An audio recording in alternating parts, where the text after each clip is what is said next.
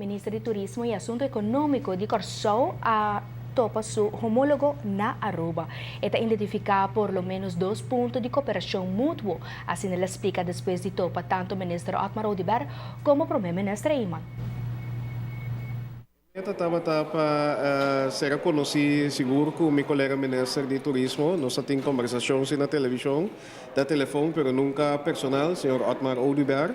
Caminho, nós temos compromisso para trabalhar junto em diferentes áreas de desenvolvimento turístico, em parte é de cruzeiro, mas também nós para mais áreas de colaboração, para sombra nós por cima de outro, mas também nós para junto forte de certa indústria na maneira de cruzeiro, nós está para pôr fundação para a colaboração.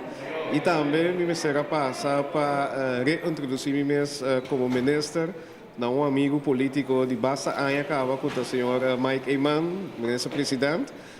E me estava contente que estava disponível para nós conversar sobre diferentes temas. A parte de sustentabilidade, algo que nós está para a pena Corsou também, nós acaba de aprovar plano nacional de desenvolvimento, caminho aqui está dentro de Ankara e United Nations Development Goals, que seguro tema que o ministro-presidente Ayman puxa, riba roupa liderazgo, riba o terreno e para Aruba, e pues nós também alguma área de colaboração e retornando que o Estado isleño chiquito tem uma economia global, mas também é parte do cambio de clima, etc.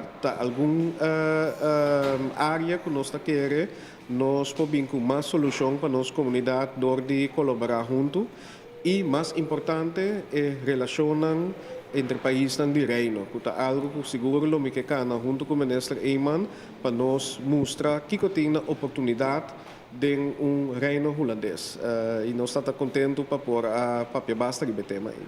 O próximo passo seguro para follow-up algum de pontos que nós três adiante e que o senhor Oduber seguro nós temos que trazer uma agenda conjunto para o qual está o setor de cruise tourism. Então, é algo concreto que nós temos que follow-up em alguns semanas e também para seguir, por exemplo, trazer mais mobilidade, mais conexão aérea, por exemplo, entre Aruba e Corsou, para nós também que beneficiar nos desenvolvimento turístico de ambos países, mas também mobilidade de nossa população, nos renan com Misaco, nos de Corsou, gosta visitar Aruba, me quer que nos renan de Aruba também gosta visitar Corsou e agora tem mais conexão aérea, nos pode estimular mais essa. Então, esses são dois temas concretos que nós vamos seguir trabalhando.